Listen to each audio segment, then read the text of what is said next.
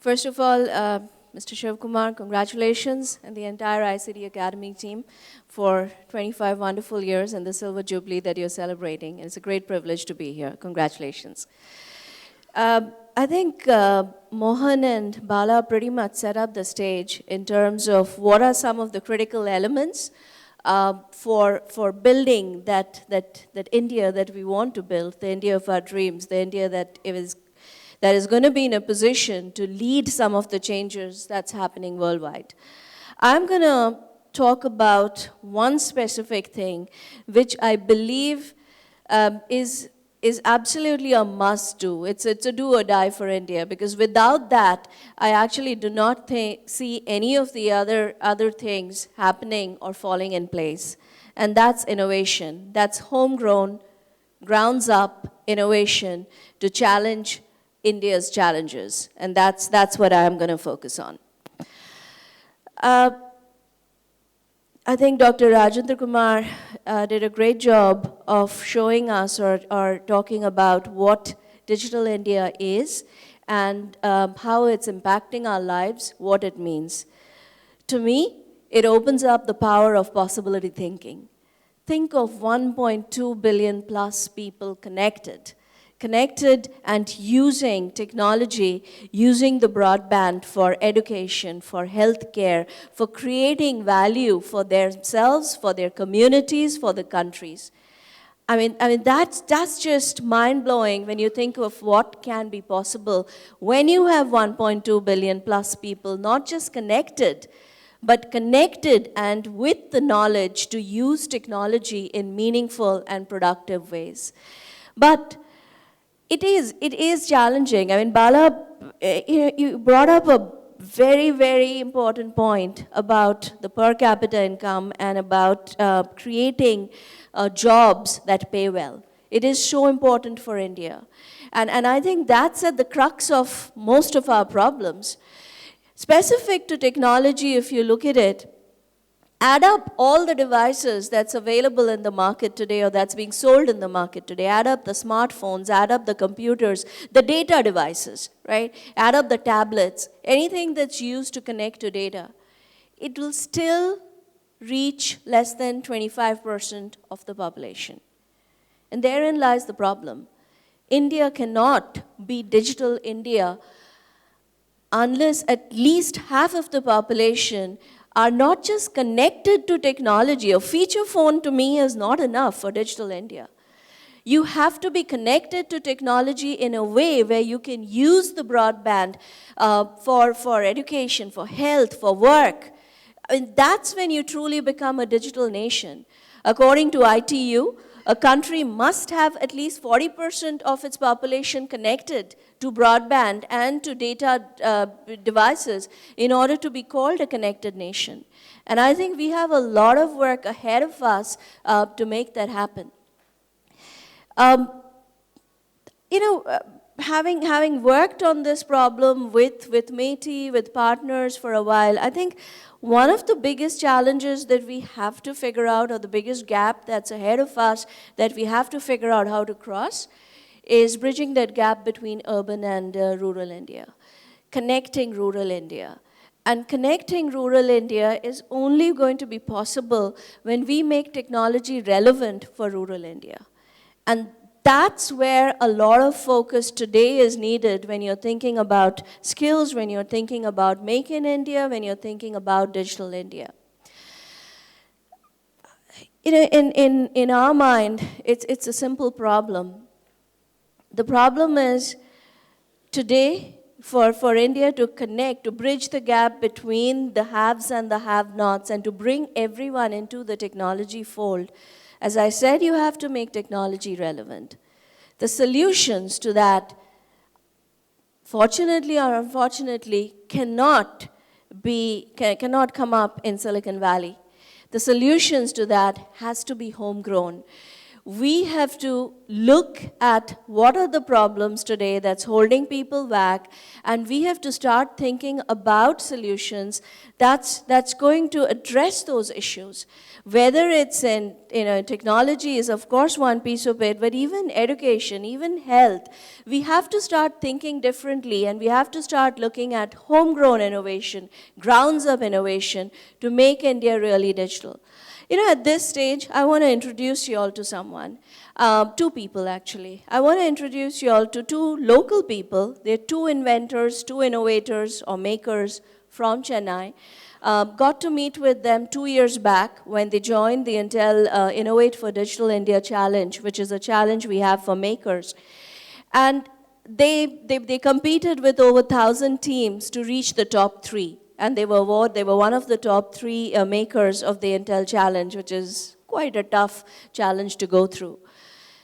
The reason they made it to the top 3 was the simplicity of their idea. One, they had a great problem.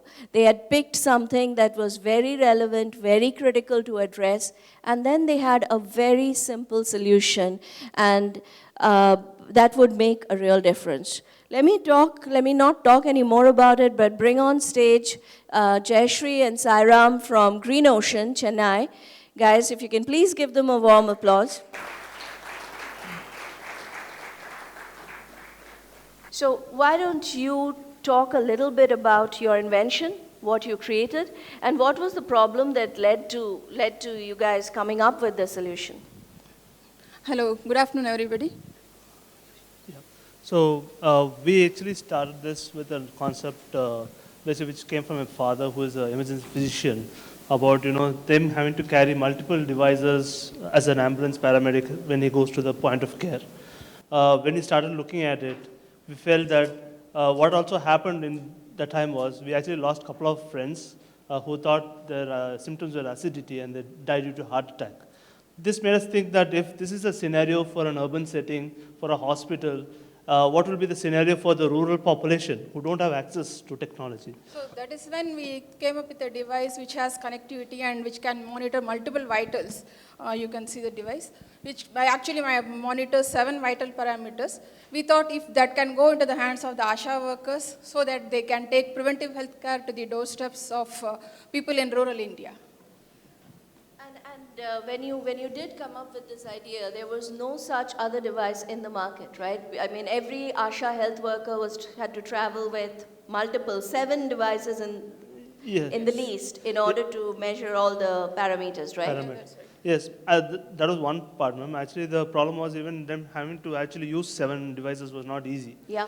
Because they don't have a connectivity. And, absolutely. Right, so that's where our device comes in, because it has connectivity, and so it can be actually used much easier by an ASHA worker than at any other traditional devices that are there. And we wanted it to be handheld and a smaller form factor so that they can carry it anywhere they want. And I know you've done field tests, but since the challenge, have you actually taken this out to the market, and what's it been like? Yeah, we have spoken to the CSCs, Common Service Centers, who have connected us to the CSC centers in Tamil Nadu. We are doing trials with VLEs in Tiruvannamalai district. And at the same time, we have a telemedicine platform provider who is in T-Hub startup. We are connected with them, and we are doing trials in Telangana, or rural village in Telangana. Wonderful. Given the importance of preventive healthcare in India, and it's sadly highly ignored still, I think something like this will have a lot of potential, and especially if with the government's help, right? If you can scale that. So tell me something, Sairam, as a maker, and Jayashree, as a maker in India, I'm hoping you're living the dream, because everyone's talking about innovation and make in India, and here you are. Yes. What's it like for you in reality? What's it like? And what are the challenges you still face? Ma'am, pre the IFDI, we were struggling really in times of getting out the prototype or even talking to people. There was no trust factor when a startup goes and says, I can do 7 minutes.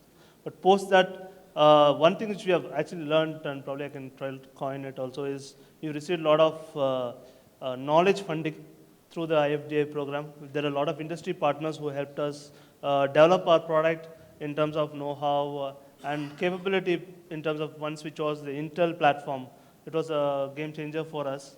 But still there are difficulties in terms of course, we have progressed a lot. You can see that we are having a flashy device that we have.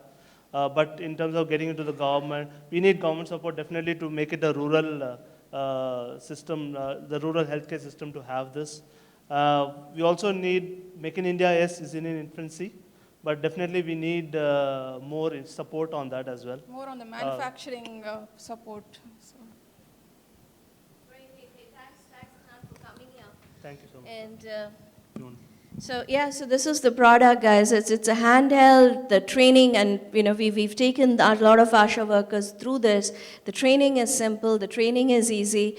All they need to do is connect it, and they can track the health parameters and get all the data back into the server or wherever their command center is. So once again, a round of applause for Green Ocean. Thank you. And keep up the good work.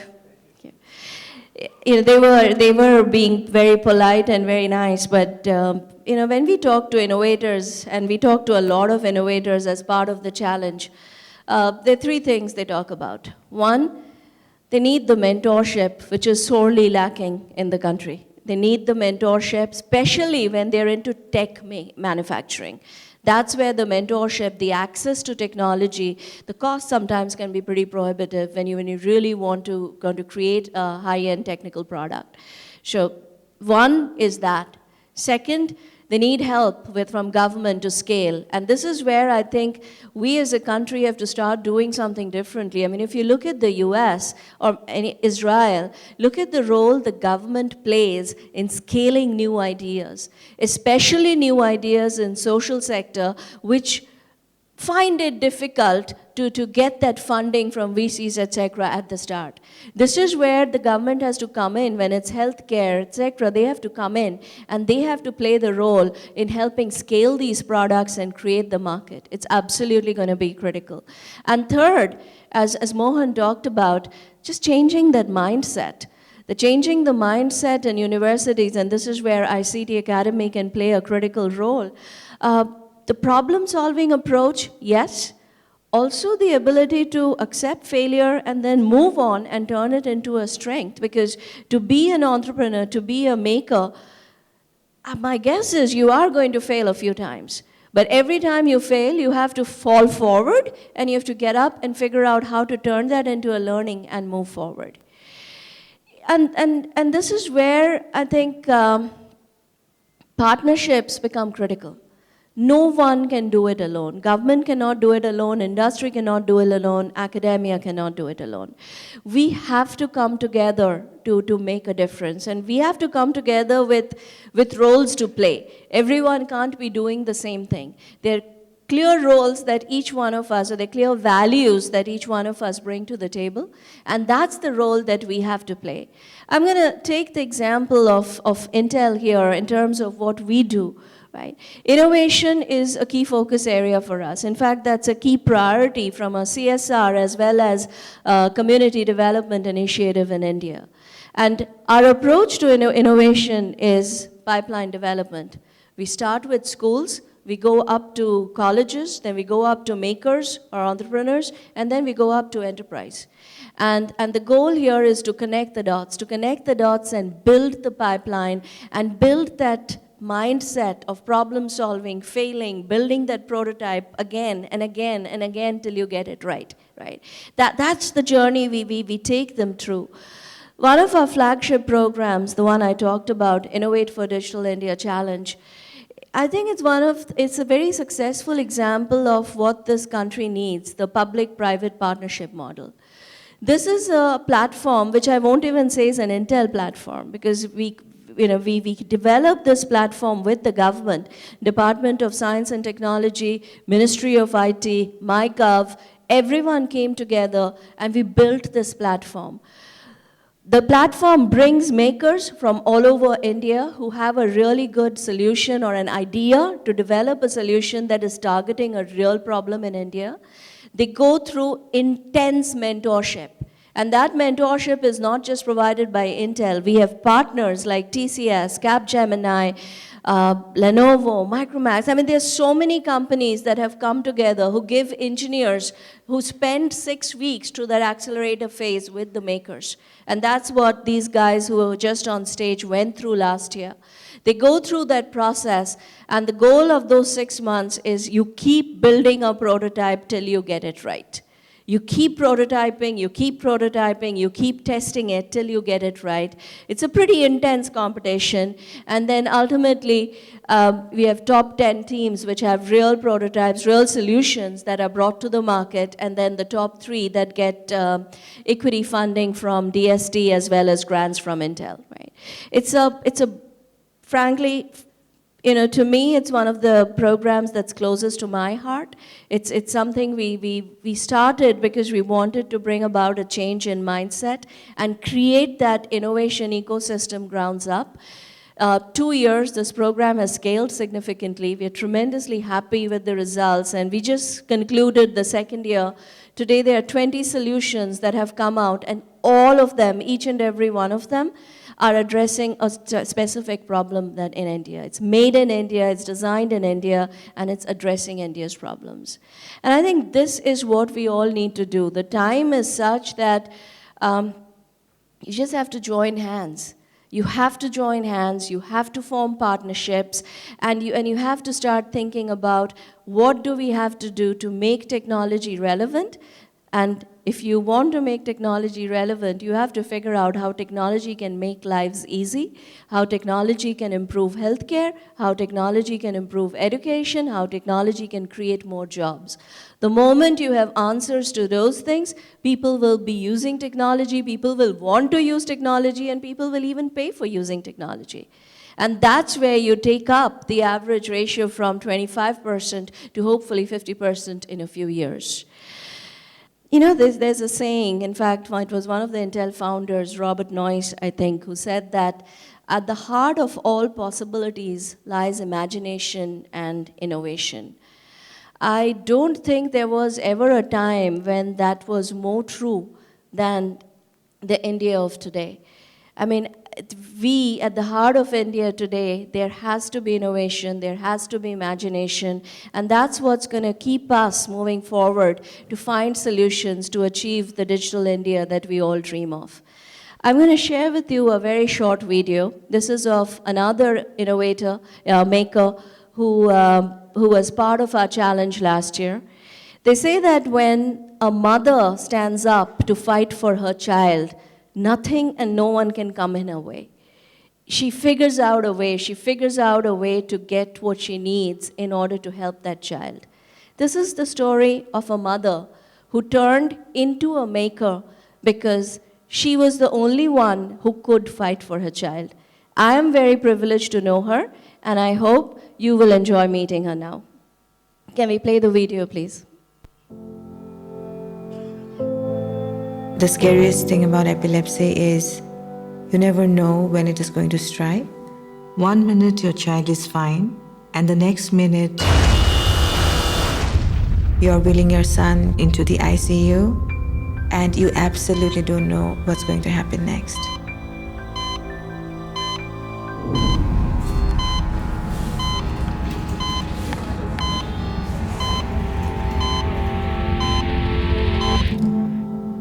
Epilepsy did not just shatter my son Tejas' life. It shattered my entire family's life. His brain took such a beating. He's not able to speak. He's not able to walk properly. As a mother, I felt powerless. And I realized that I've got to do something. I could not let doctors alone decide the fate of my son's life.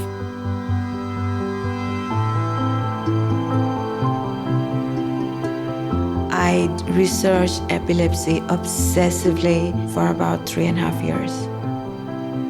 I wanted to create a device that could predict an epileptic attack before it happens. That's where the idea of this glove came from. The sensors inside the glove can sense the different vitals from the body and send it to the Edison module. We chose Edison because it's powerful and can process the data immediately, streaming it wirelessly to patients and caregivers anywhere, and possibly save somebody's life. The Innovate for Digital India challenge was the catalyst. It helped transform me from a wife and a mother into an entrepreneur. I wish I could have invented this before Tejas went through what he did. But I created this because of him. What wouldn't a mother do to save her son? I became a researcher, a scientist, and also a maker, because that's what he needed me to become.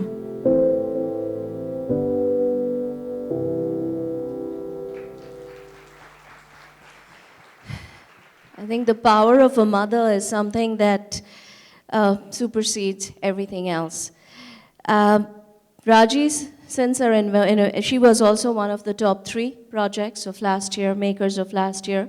And since then, she has been invited by Stanford, by MIT, to work with them to improve this product even further.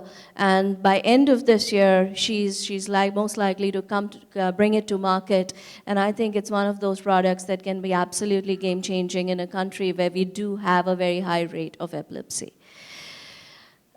Once again, I would like to end with just 2 things. First, I think India as a country has to be the most innovative country in the world, simply because we do have a lot of problems. We have a lot of problems that need a very unique approach, that need a strong understanding of what's happening at the lowest level of cultures, of values, and we cannot be looking outward to figure out the solution for these problems.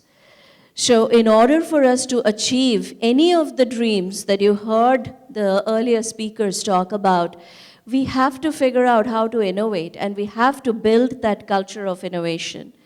Second, I don't think this is something that we can say that, okay, the government has to go and do this, or so-and-so has to go do this. This is something we all have to do.